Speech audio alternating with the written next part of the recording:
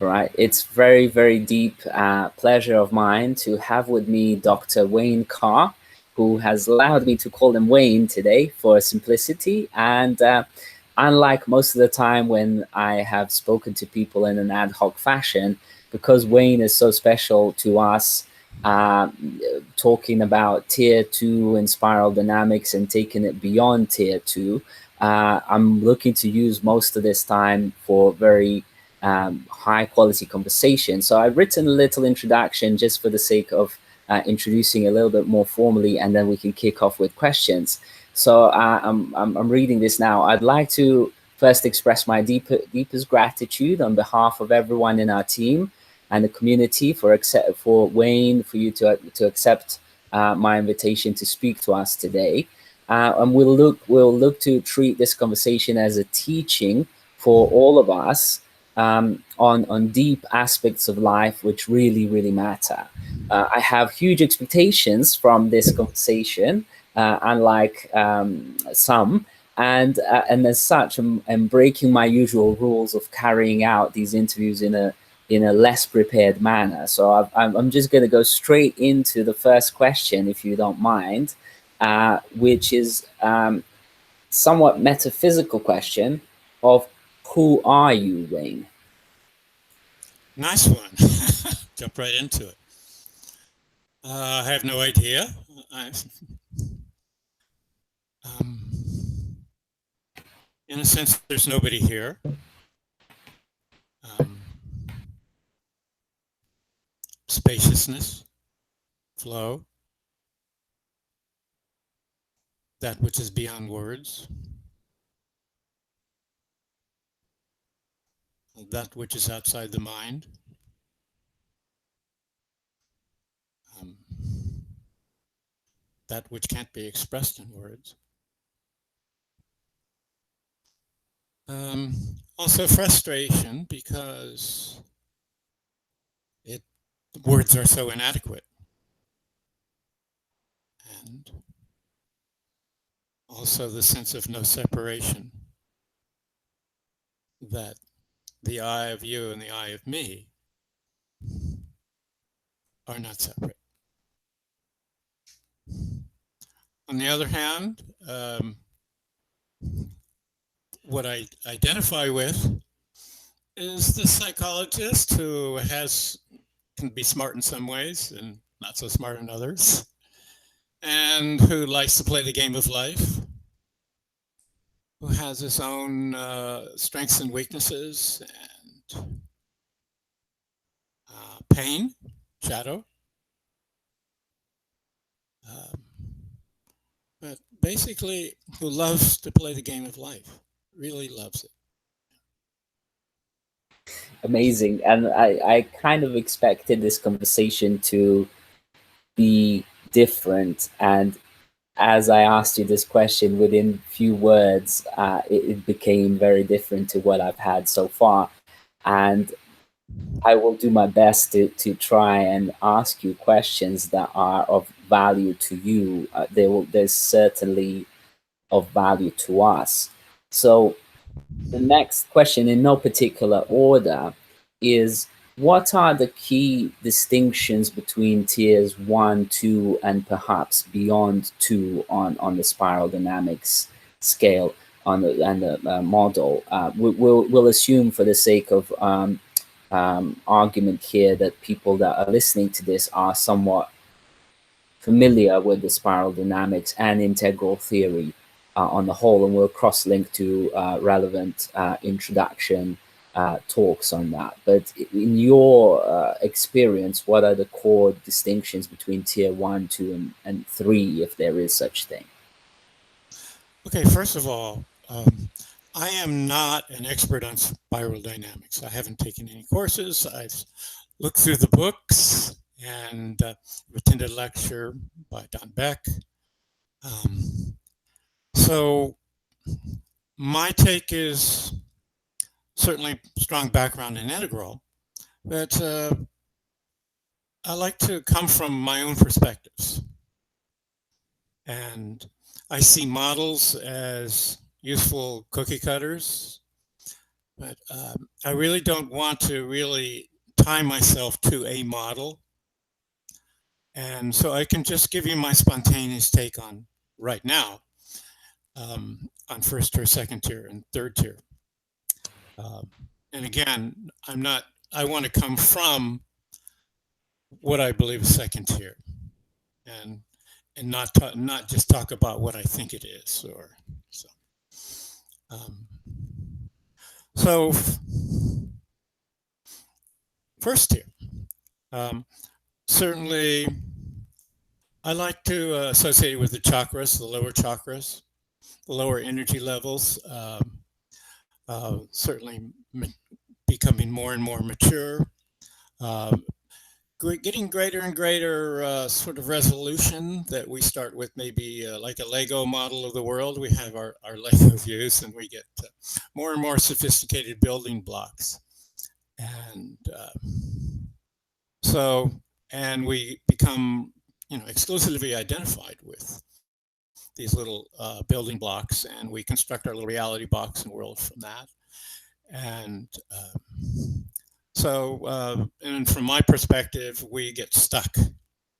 I see these tiers as more as levels of stuckness rather than as progression. And I think second tier, and I'll go back to first tier maybe, but second tier, I begin to feel, and I think other people feel, the tug of the conveyor belt, this evolutionary impulse to keep progressing and growing, and to look back and see the the necessity of all the previous stages, and to transcend, but to fully include, uh, not just bypass, but really fully include our reptilian self, our mammalian self, and to really fully feel, to fully have heart energy, to fully appreciate our human appetites, our human needs, to fully realize that we are creatures of need. And to in second tier, there's, from my perspective, is less. It's not free of attachments, but there's less attachments to our attachments. That I don't see attachments as necessarily wrong. And I also like the word bonding.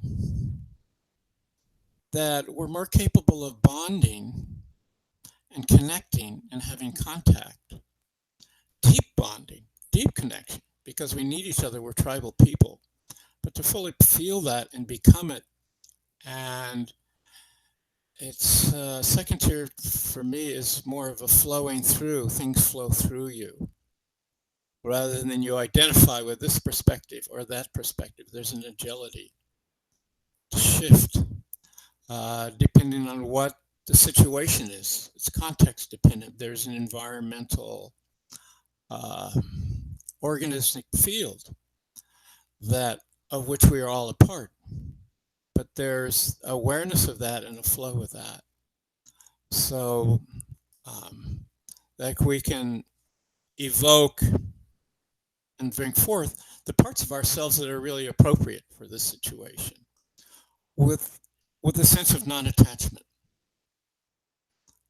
with a sense of this is not me really, that I can attach if I want, that attachment is fun, and even judgment. I think I see people get so judgmental of their own judgments. And that's the worst kind of judgmentalness, other than, it's monkey mind. It's it's beautiful to have judgment. Judgments are necessary. Discernment is necessary. Absolutely.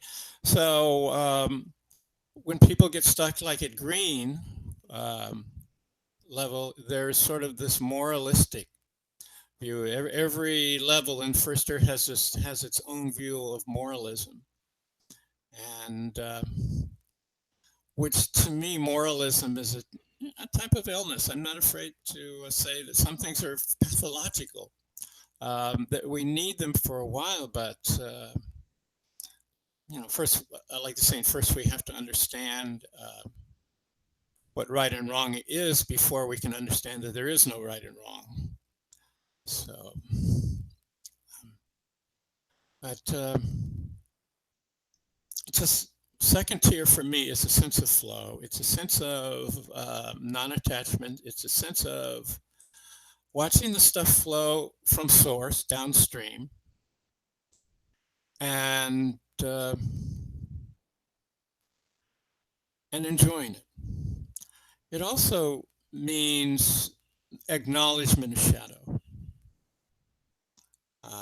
And the shadow is parts of ourselves that we hide, repress, or deny, that we have actually disidentified with, that we need to integrate, bring back online, and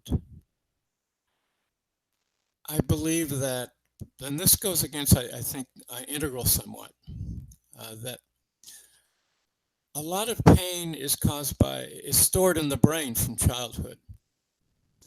And if we don't access it, it will remain, no matter how much meditation we do, no matter how much 3-2-1 process we do, it doesn't go deep enough. That we really need to go back into the limbic system and even the brainstem to really feel through some of this stuff, to really regain some of our deepest consciousness. And that's by doing really, really deep shadow work. So a second tier, I think there's a fearlessness, maybe a fierceness, to look at all the lights on one's dashboard, including the ones for pain, including the ones for need. I think a lot of people get, when they become spiritual bypassers. And they use spirituality and meditation as a way of avoiding really the authentic self, really going deep, but really going really deep, really deep into the involuntary nervous system, and bringing that back online, which is absolutely, from my view, absolutely necessary for enlightenment, for full consciousness.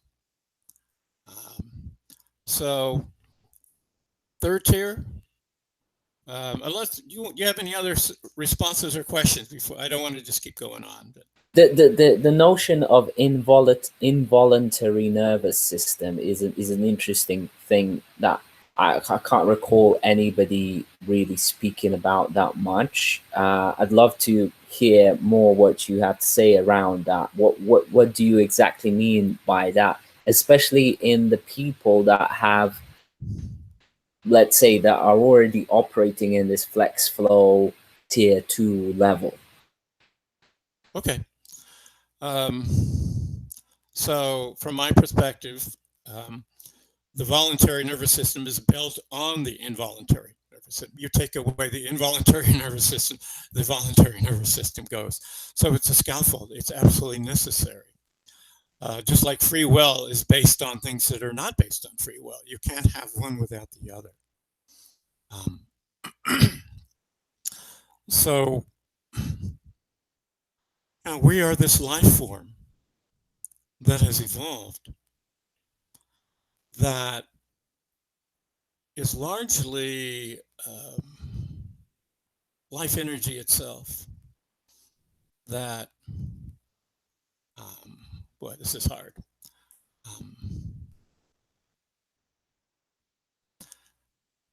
That when we really do core work, I think from my perspective again, that one begins to see that the involuntary nature of the core, that the deeper we go, the more we realize that it has an involuntary nature. It's based on instincts, it's based on responses, but it's also in a larger space, a space of Oh boy.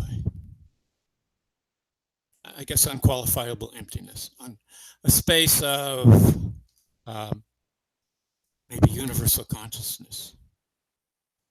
Um, but to me, to really feel one's feelings, to really be fully oneself, one has to surrender to oneself, which means surrender to the involuntary. And that's what deep lovemaking is. It's a surrender to the involuntary. An orgasm is a surrender to the involuntary. Deep love, everything. When we do it passionately, when we do it fully, it is the surrender to the involuntary part of ourselves. But it doesn't mean our consciousness goes away. It doesn't mean, although I think in orgasm, some people can lose consciousness. But still, there's sort of this split screen. I'm not sure how to describe it. With the voluntary and involuntary, there are a lot of involuntary things can be going on, but there's still this consciousness that's witnessing it. Part of it's going wow. Part of it is part of it is equanimity. It's a mystery. It's a beautiful mystery that keeps unraveling and unfolding. To create an absolutely pun intended moment here, we might describe it as coming together. Absolutely. So okay, look, I will make a confession to you right now, which is that I have not really touched drugs in my life. Okay. So absolutely selfish question from me to you is, can one explore the astral realm without the use of psychedelics? Or in other words, the way I phrase this is it possible to use the mind alone to traverse the universe? Because it's my personal objective in life and sort of direction in life to be able to just be high on life all the time, as though I'm on psychedelics all the time without the use of psychedelics. Tell me, please. Okay, absolutely. It is possible to do all these things without psychedelics, again, in my view. And also to have bliss and to be intoxicated with life, to live a life of bliss. Psychedelics, I think, can open doors, point the way, show what's possible, and they're also a trap too. They're a medicine, not a diet. I have done a certain amount of psychedelics in my life, and I appreciate it. It's been a long time since I've done any. I will be doing ayahuasca soon.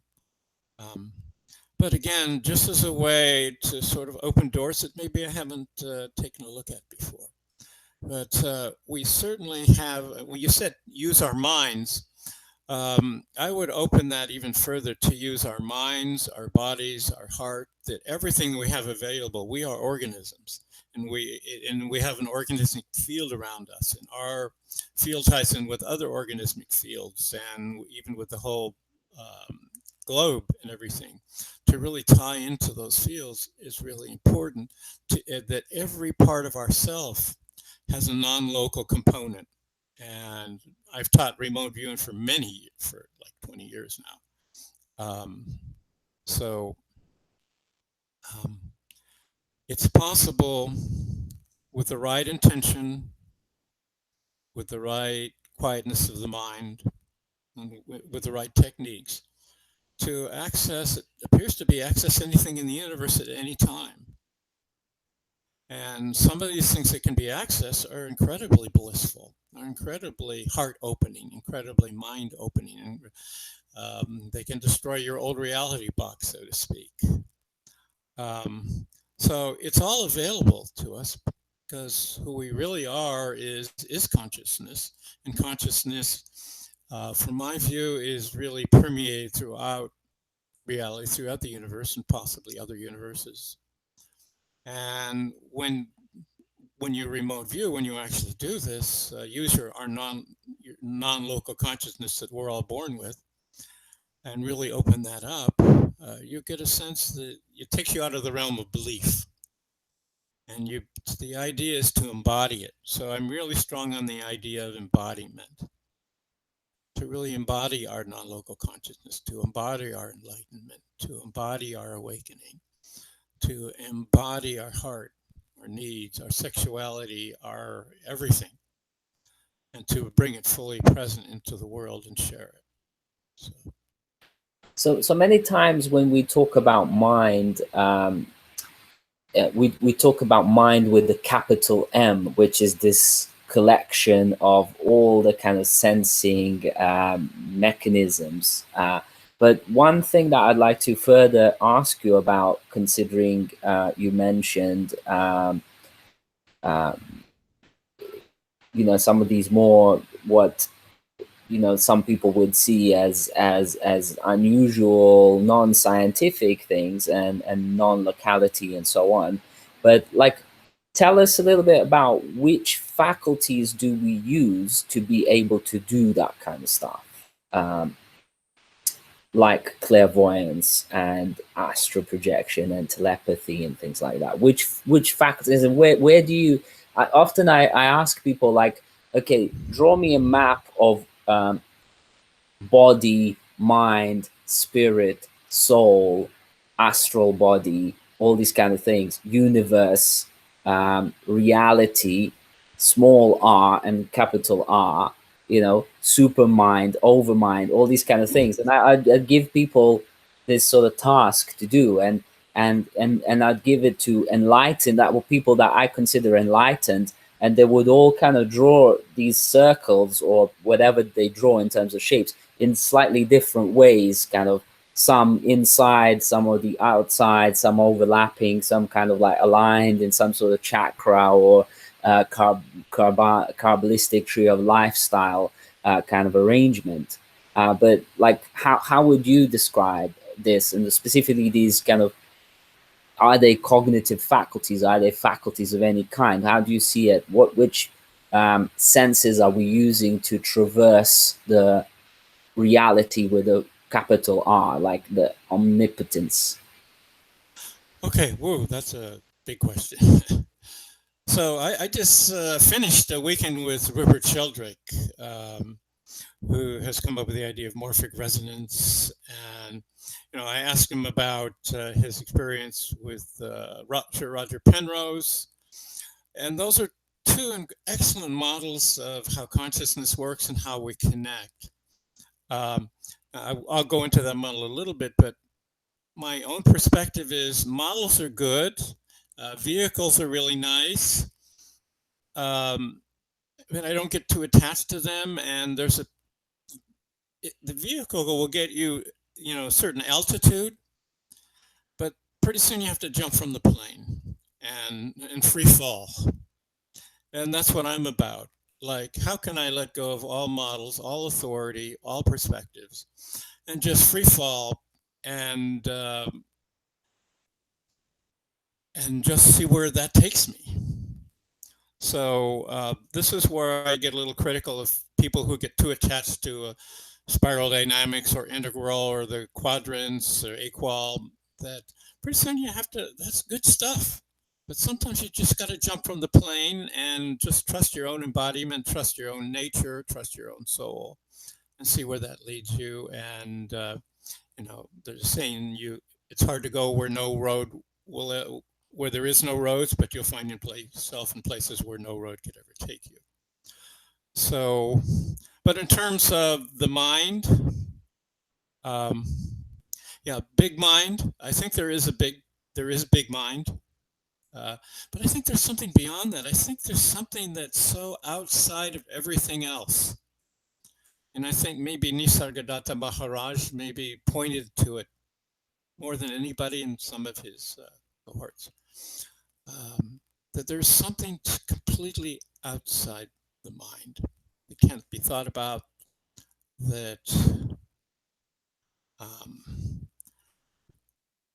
that we can only sort of fall into, with a little bit of luck, we can like leave the window open and maybe the breeze will blow. But in terms of the actual way we, as human beings, as individuals, we can traverse the universe, expand, get enlightened, go down the conveyor belt to the higher stages and states, is morphic resonance, that we do resonate with our past self. And I think it's quite possible that the past, present, and future are all resonating with each other and all coming up with creative, a creative present. So the idea is, can I resonate with my past? Can I resonate with my future to such a degree that I create this incredibly creative present? Also using Roger Penrose's model that on a subatomic level and even on larger levels now, that things are in superposition, that things exist as possibilities and they collapse as actuality. But this collapse is not random. And Roger Penrose says this collapse is actually what creates consciousness itself. It's non-computational.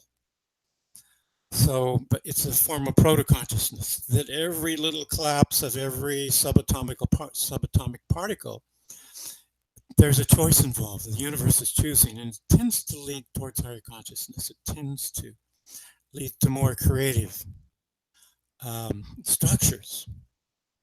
So, to be able to relax and free fall into this sort of proto-consciousness that permeates the universe, this resonation of everything in the universe, this proto-consciousness, based on quantum physics, and there's probably many things beyond quantum physics. But to surrender to that and hold an intention, in remote viewing, the basic thing is to having a clear mind, an empty mind, and having a clear intention of what you want to experience. And through resonation, in my perspective, we can resonate with anything in the universe. And perhaps this is through the microtubules in the that run along the axons in the brain that make these little decisions, and there are little resonators that are affected by our intention, so that we can resonate with anything in the universe. And because consciousness is permeated with everything in the universe, there's this vibration. So I think remote viewing is one way, and it's a slice of the pie. It's not the whole pie. You know, non-local consciousness is part of consciousness. And it would be a big mistake to make it the whole pie. So,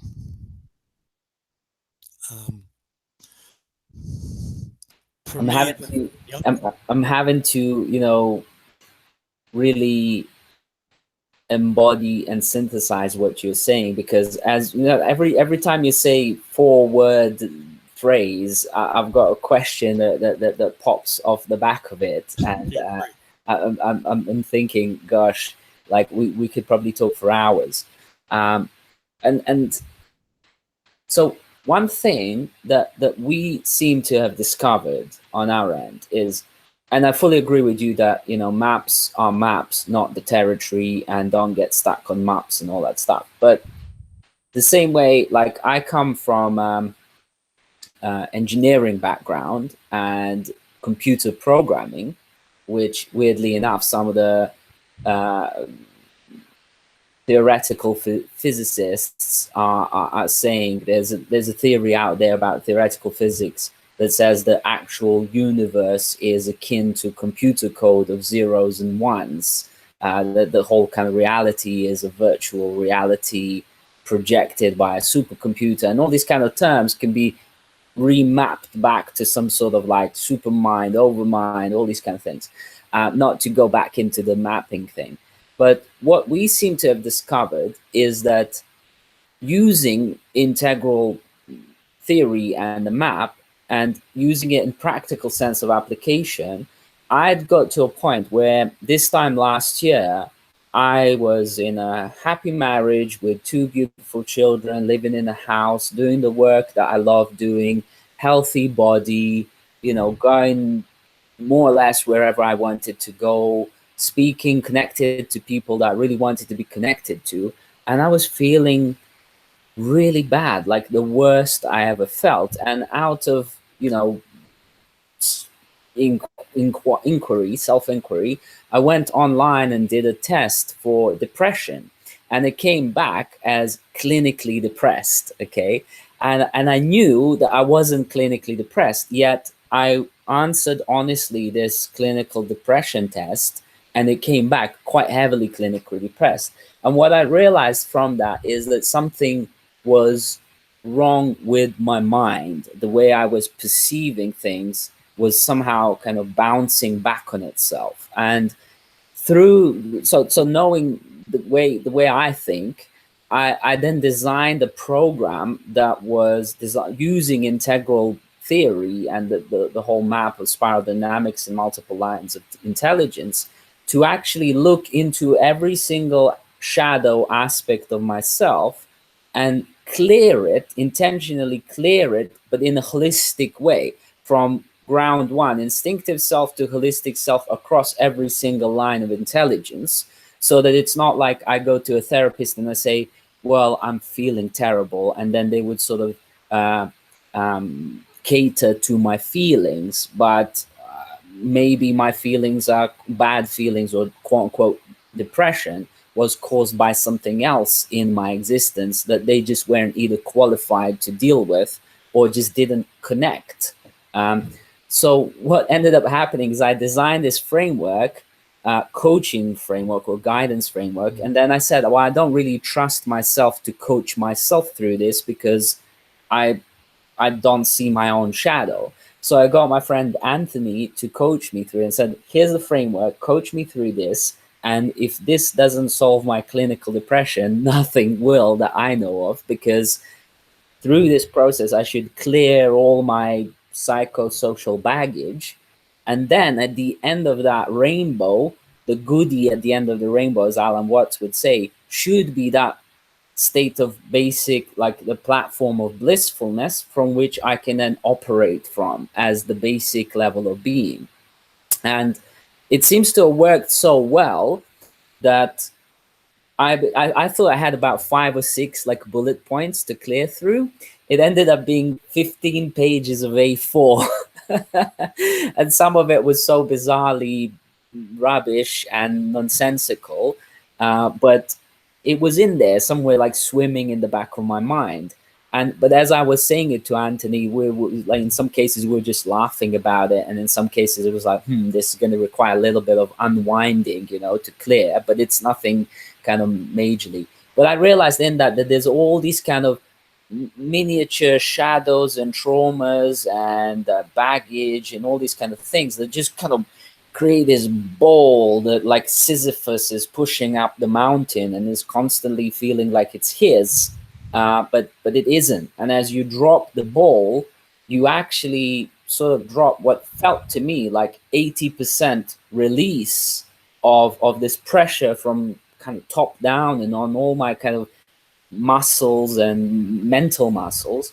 And with that, I felt like I gained 80% of extra space in my now clear mind to actually then be able to point that clarity towards traversing the universal astral realms without there being the shadowy kind of barriers for me to kind of go, clairvoyance, rubbish, astral traversal, rubbish. There's no science for what, like easy to get dismissive about it.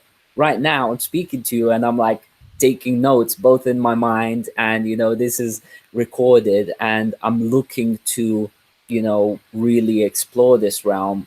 But for us, it was interesting to then work out how can we create a program that can give other people this kind of realization overall, to then give them that new platform, mental platform of operating from, that doesn't kind of trip them up all the time. So tell me, what's your experience of this process of clearing up, and how do you see that? Well, I think what you just said is absolutely right on. That you clear the shadow, you let go of that ball, you don't identify with it as much. There's a spaciousness. It frees up the energy so that you can pursue. You're not limited by your beliefs and your biases and prejudices, so that you can move upward. Um, in my personal experience, um, I feel like my shadow sort of comes in batches. Like I work through one bunches of layers and it's like 1,000 layer onion. I peel a bunch of layers off. I get liberated, that energy and consciousness is liberated. I'm freed up. I move upward. Um, then I reach a point where my new coping skills and new structures and new identities start to wear out and start to become obsolete. And then the shadow, another batch of shadow comes up too.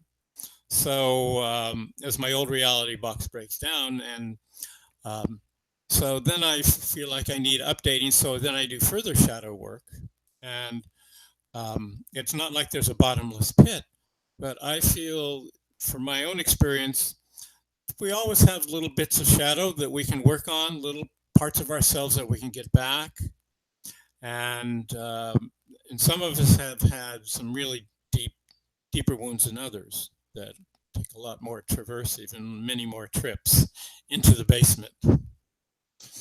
So, but you can't live in your basement, and you can't be trapped in your basement. Um, and and again, I like your laughing and smiling. I'm laughing so much, and this is like hilarious because it just reminds me of the whole clearing process where, I'd come to UK as a refugee from Bosnia, so I'd spent 3 years in war in Bosnia and things like that, and that kind of narrative has been said by me so many times, but like with deeply felt, feelings of hurt, pain, anger, all sorts of things, right? And it's like I have to let go at some point. It's perhaps what happened, but the past doesn't determine future, and all these things. Like, what am I wasting my energy on here? It's like I'm bored of it, really, So it's just funny. Oh, okay. So, so my perspective is, yeah, for me, I still need to do that emotional work to go into my. I want all of me back, and so it's not like I devote my life to that, but I really need to do a certain part of what I call primaling to really feel and release and fully feel it. I believe what you can feel, you can heal on that level. There's also the other part, which of release, of letting go, of just not identifying. So to me, it's two legs. That there's the deep emotional work, and then there's the spiritual work, the transcending. Um, and also there's, you know, it's like the going through the different stages of development. Pretty soon you're ready to go to the next stage, and hopefully if you're aware enough, then you've updated along the way, that you don't have this dark night of the soul, you don't have this breakdown, you don't have these symptoms. So the idea is, can I now be aware? Can I be so free that I get updated constantly? Can I do my work? If the unconscious is knocking at my door, then it means then I pay attention. If there's a light on my dashboard, I pay attention to it. But I also pay attention to the spaciousness of who I really am, and which to me is a new way of cognizing the world, a new way of sensing the world, a new way of seeing the world, a new way of being, a new identity. Um, this is also, I believe, triggered by something called creative discontent. that that we feel this thing, this need to grow, that the current structures aren't working, that they need updating, to really surrender to that sense of discontent so that we can update ourselves and we can download and receive updates so that we can continue to move upwards with more sophisticated, highly pixelated views of the world, a greater agility, um, to see the world, um, and to go beyond. I think in terms of what the brain is and we are capable as conscious beings, I think we're still scratching the surface. Definitely, totally. So look, one thing that I've seemed to have come to Yeah, conclusion, in fact, in my mind, heart, and soul and yeah. body, this mind with a capital M, it's very, very clear that, and this is also considerably teaching from lots of other people, that it's not that we live in this bubble of feelings. We generate the feelings. The feeling is a choice that we generate. Like it's our choice to generate certain feelings, and I felt certainly, which is a paradoxical statement there. I felt that I transcended over my own feelings, and that's how I kind of crushed this quote unquote clinical depression, which in my mind I knew it wasn't real, but I didn't know how to sort of, you know, transmute it effectively. Oh, yeah. And and um, and so there's another backdrop here. I've spent 15 years of my life working as experience designer. There's such thing as user experience designers. So these apps and things, are designed by user experience designers, and we would say experience is the product of what we do. We design that experience that people feel, this is so comfortable, this I feel special, etc. But then through this process of clearing, I then seem to, and in my mind is very clear, that I transcended experience and moved into being realm. And what I then started saying is your next self is the product. That transfigured, transmuted, transmogrified version of self is the product, and experience is a subset of that which you choose to generate. And so what I notice in your statement is that you talk quite a lot about experience still as almost like a tangible thing, whereas to me the tangible thing is the soul now, which I see as perfect, omnipotent, connected to everything, and always knowing exactly what it wants to do and needs to do. And then even the being, like as a sort of self, is maybe a subset of that. I know I'm talking in subsets of mathematical and engineering, but it's for the sake of explanation. So it's like soul is perfect, it's connected to everything, it's always there, immortal, omnipotent, uh, good, positive, pure, clean.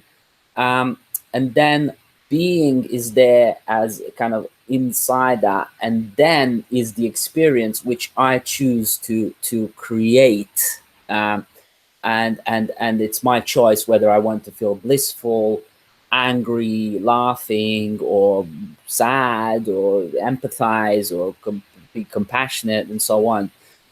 What's your take on this? And I'm really, really interested in this because I would consider myself to be like a shed psychologist, like self-taught psychologist, Yeah. whereas you are somebody who is formally, qualified and knows this much deeper. So what's your take on this? Well, I appreciate your perspective. Um, and I would agree wholeheartedly that experience is not who we are. We are the space in which experiences occur. We are that whereby we can experience. We are that whereby we can think. It's not which the mind can think, it's that whereby we can think. And so it's this transcendent space that's unqualifiable, this no thingness. It's source. It's the space in which things occur, and there's Um, and I think even that can be, in a sense, refined and transcended. That, in a sense, it goes on and on, in a sense. So, and the more I dwell in that spaciousness, the more I dwell in who I really am. Um, and for myself, it's always there. There's always, in a sense, I'm always dwelling in that space. I always come from that space. It's who I am. And it's absolutely refreshing and beautiful. Uh, and I have problems with that we choose our feelings. I think the universe chooses. I think we don't choose so much as the universe chooses.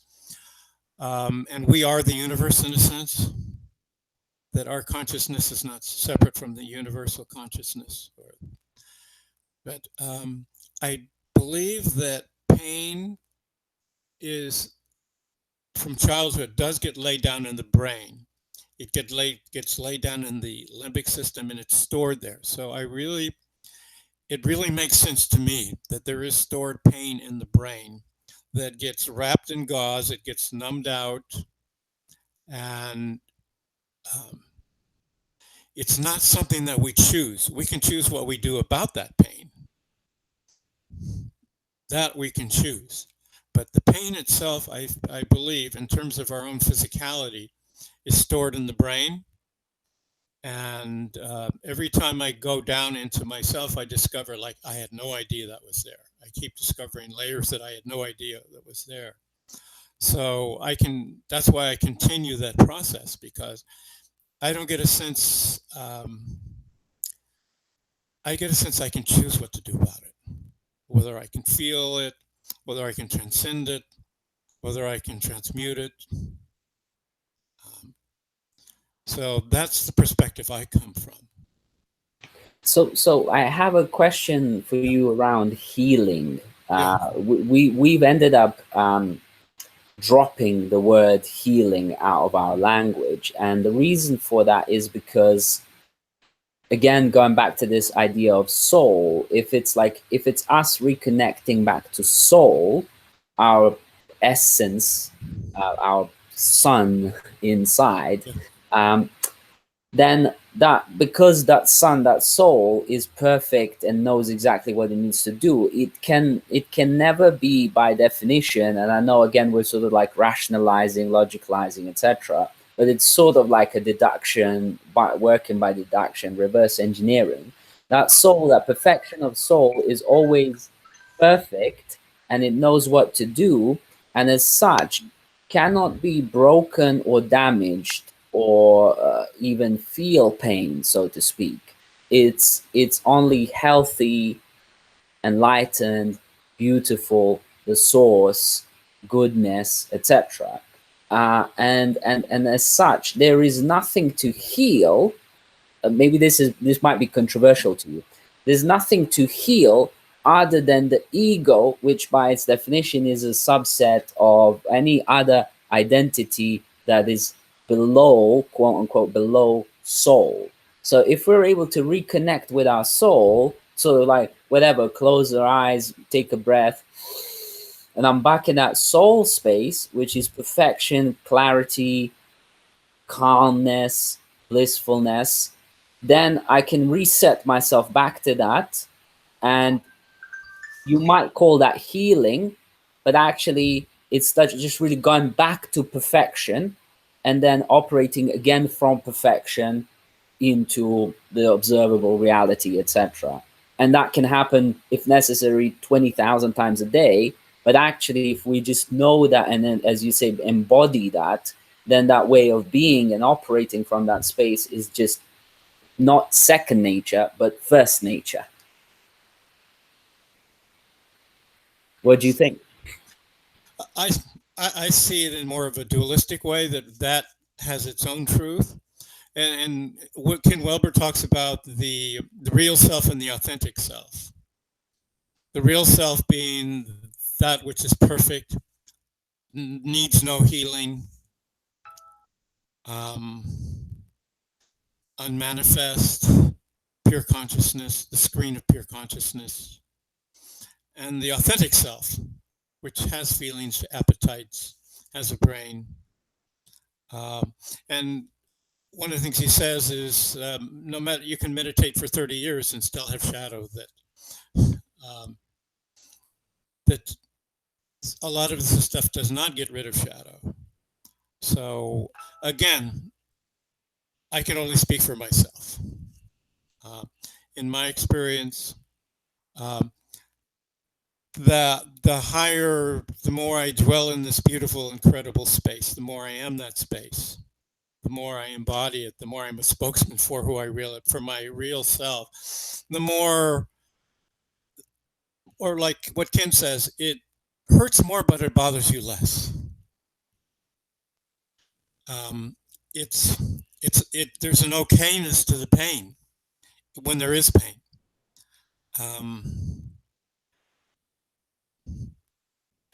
Yeah, I remember him saying that, and at the time, I think it was like a year ago when I was in that quote unquote clinical depression, and I fully understood what he said, and I still understand what he says, but I overstand it. I feel like I overstand it, um, and that itself is a choice, and that there is way of being, both in terms of this sort of like metaphysical but also physical way of being, that really transcends and includes that. So like for example, I've found that like empathizing with customers when doing design thinking, um, I've been like empathizing a lot with their pain, thinking for so many years that it's real, and then realizing myself that the pain isn't really like the trauma isn't really so much real because it's in the past, but one needs to let go of it, and the pain arises as a sort of attachment to that trauma and thinking of it as real. And so there's no need for me to empathize with everybody's pain that's caused by their trauma, which isn't real anymore. Yeah. And so I was wasting myself a lot on other people's traumas and pain as well as my own. So it's like doubly exhausting. And as I neutralized that or like overstood it, not that it like doesn't in moments, it arises, because even some like random noise sometimes can quote unquote trigger a person, but that trigger doesn't have to last for an hour. It can last for a second, and you go back to it's fine, it's fine, it's fine. And also to the point where it's like acceptance that it's actually just music. So when somebody said, alarm, fire alarm comes on, it's like making that really terrible noise of like dee dee dee dee dee. It's like, what are we gonna do about that? Let's meditate on it. Let's meditate on it. It's that sort of choice. So the next question is, as we kind of come up to our 1 hour, where are you heading in next 20 years of your life? I always ask this of everyone, and you can't avoid this question. Well, first of all, I'm deeply into longevity. So I plan to live well over 100. That's my intention. My mother died a couple of years ago at 100, so I've got the good genes to do it. So I do believe in the concept of mission. So my plan is to continue to do my workshops and develop my workshops that I call Integral Enlightenment Training. So to do what I can to help people go to their next level of development, particularly in what I would call enlightenment, to fully become it, embody it, and to be a spokesman for that, to really be a catalyst. That's where I feel my calling, that's my love, that's my passion.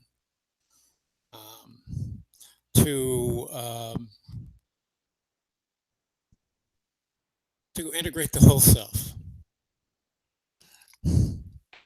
Like we're really blessed, in the sense that we actually get the opportunity to work on this, and I suppose again even that is a choice, because in many respects, like I remember when I was in the war in Bosnia, there was like no electricity and things like that, and it was boring. But what did I choose to do?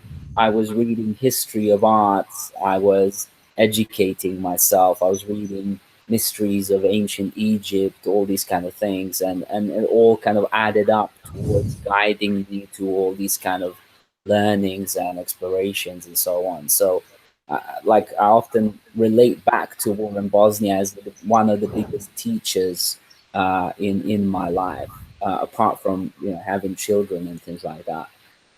But um, it's still a blessing, that we're able to do this in a peaceful way without having grenades pop around Yeah, everywhere. Uh, so just tell us a little bit more about your workshop to wrap up, okay. and also Okay. where people can find more about you. Okay. Well, also, I'd like to just acknowledge and celebrate the fact that you and I have some differences in perspectives. And I appreciate that. And to me, that's wonderful that we can have different perspectives. But I want to acknowledge, I want to make it conscious and front. And it's okay. We have different perspectives, and that makes it more exciting. That Absolutely, absolutely, one thing that's kind of a special pastime of mine is to observe how different people handle those differences of perspectives, and how they correlate to that. Is like, are you taking notes to perhaps like try and find that perspective and observe it and experience it and talk about it, write about it, I don't know, do whatever you need to do? Or are you being kind of like, oh, since I kind of don't agree with that, but I'll be respectful, or it's like it's just a perspective. it's just a perspective, and like you said, there's something way beyond all of this that we really are. And for me, as I embody this more and more, quote, embody it, or be it, the less I get trapped in, I don't get triggered. So the less I get trapped into those auto responses. And so to me, that's the idea. Can I be, and am I so clear to see these things as illusions, to see these thoughts and the stance is just an illusion and not be attached to it. So I'm not triggered. So I participate in the dance, and as a fully non-attached but connected. Um, so it becomes this just really full, multi-leveled dance that goes all the way up and all the way down. And one thing that I've discovered Yep. that's super useful and practical is, for me, I've always been quite proactive guy. So for me, it was like, if something's happening, quote unquote, bad, to me that's good, because from that state I can sort of operate and look to solve the problem. And then obviously we look for the good things and good experiences, because that's uh, happiness and pleasure and maybe success and all these kind of things. But I'd been missing this middle ground, which is just the neutral state, and not really appreciating it. And when I kind of discovered that, or rediscovered that, and went, oh, I can actually just go fishing and neutrally be sitting next to a river and really be present, irrespective of what's happening, whether the fish is biting, whether anything's happening, and just be really comfortable with that. And it sort of clicked in my head, like how my uncles were able to do that. And I was like, Mm. how can you just be so it's so boring sitting next to a river and there's no fish biting? But they're like, I'm just here to chill out. uh, and so holding that middle space, the neutral space, is super fun too. And beautiful. And I see it as just the power of being, of just being, of Yeah. just to rest into who we are, rest in who we are really. So That's, to me, that's the bottom line, is to rest in who we really are. And the rest will take care of itself. Exactly. We'll act out of that. We will, whatever happens, action, non-action, anything. So just tell us a little bit. Okay, about Tell us myself. a little bit about the workshops. So, yeah, Integral Enlightenment Training. If I have several websites. So for my psychotherapy practice, I'm a licensed psychologist. It's psychotherapydrcarr.com. That's dr or drcarr.com. And there's enlightenmentdrcarr.com. Enlightenmentdrcarr.com. And then there's also remoteviewersdrcarr.com. So, and they're in the process of being redone, remodeled, and everything. But people are welcome to call me or contact me. So give my email if that's okay. Okay. Yeah, it's Dr. Wayne Carr, Dr. Wayne Carr at gmail.com. Dr. Wayne Carr at gmail.com.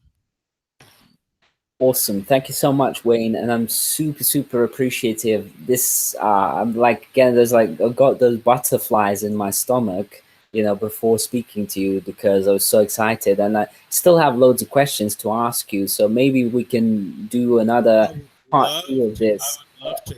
You're great to hang out with. And Awesome. Awesome. Thank you so much and have a beautiful rest of the day. And let's keep in touch and email to arrange another session, maybe in like a month's time or something like that. Absolutely. Awesome. Thank you so much. All the best. Bye-bye.